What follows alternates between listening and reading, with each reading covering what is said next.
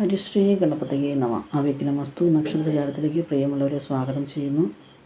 നമ്മളിന്ന് പറയുന്നത് അശ്വതി, ഭരണി, കാർത്തിക 3 നക്ഷത്രങ്ങളെ കുറിച്ചിട്ടാണ് ചെറിയ ചെറിയ കാര്യങ്ങൾ പറയുന്നത്.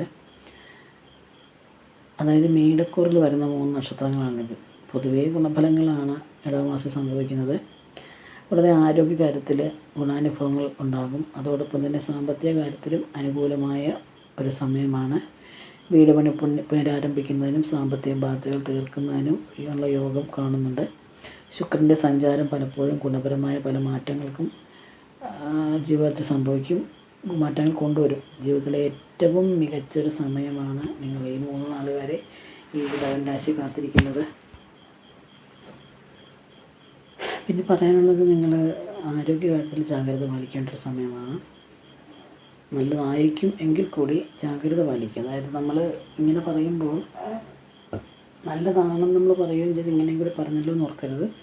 എപ്പോഴും നമ്മൾ ജാഗരൂകരായിരിക്കണം നമ്മുടെ കാര്യത്തിൽ. അതായത് ആവശ്യമില്ലാത്ത കാര്യങ്ങൾ ചെയ്യാതിരിക്കുക, അതായത് അസുഖം വരേണ്ടതായ ഒരു സാഹചര്യത്തിലേക്ക് എത്തിച്ചേരാതിരിക്കുക എന്ന് തന്നെയാണ് ഉദ്ദേശിക്കുന്നത്. പിന്നെ ഗൗരവമേറിയ ബന്ധങ്ങളൊക്കെ ഉണ്ടാകും എന്നൊരു സമയമാണ്. അതായത് നല്ല ബന്ധങ്ങൾ ഉണ്ടാകുന്നൊരു സമയമാണ്. അതേസമയം വിശ്വാസ്യതയും പ്രതിബദ്ധതയും കൂടുന്നൊരു സമയമാണ്. മറ്റുള്ളവരോടുള്ള പൊതുസമൂഹത്തിൽ വിശ്വാസ്യതയും പ്രതിബദ്ധതയും കൂടുന്നൊരു സമയമാണ്.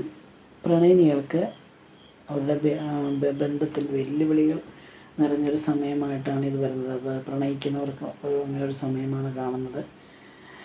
മാതാപിതാക്കളൊക്കെയുള്ള കുട്ടികളോടുള്ള വികാരങ്ങളും സ്നേഹവും പ്രകടിപ്പിക്കുന്ന അതിൽ കുറച്ച് ബുദ്ധിമുട്ടുകൾ വരും. അതായത് പ്രകടിപ്പിക്കുന്നതിൽ കുറവ് വരുന്നൊരു സമയം. അതായത് സാഹചര്യങ്ങൾ കൊണ്ടാണ് അങ്ങനെ സംഭവിക്കുന്നത്.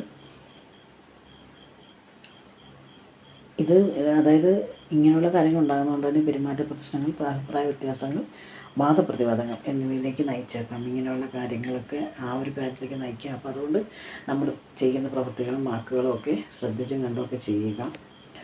പിന്നെ നമ്മളുടെ ചെറിയ ചെറിയ പ്രശ്നങ്ങൾ പറഞ്ഞല്ലോ, അത് മാറുന്നതിന് വേണ്ടിയിട്ട് നമ്മുടെ അടുത്തുള്ള ക്ഷേത്രങ്ങളിൽ പോയിട്ട്, ഏതാണോ ക്ഷേത്രം അവിടെ പോയി ഒക്കെ പെരുന്നാളുകൾ തോറും വഴിപാടുകൾ നടത്തുന്ന ഒന്നായിരിക്കും. എപ്പോഴും പറയുന്ന പോലെ തന്നെ പറയട്ടെ, താൻ പാതി ദൈവം പാതി എന്നാണ്. ഈശ്വരൻ്റെ ഒരു അനുഗ്രഹം ഇല്ലെങ്കിൽ ഒരു കാര്യങ്ങളും നമുക്ക് നടക്കില്ല, തടസ്സങ്ങളേ ഉണ്ടാകുള്ളൂ. അപ്പം നമ്മളാൽ കഴിയുന്ന വഴിപാടുകൾ, ശക്തിയാൽ കഴിയുന്ന വഴിപാടുകൾ ചെയ്യുക.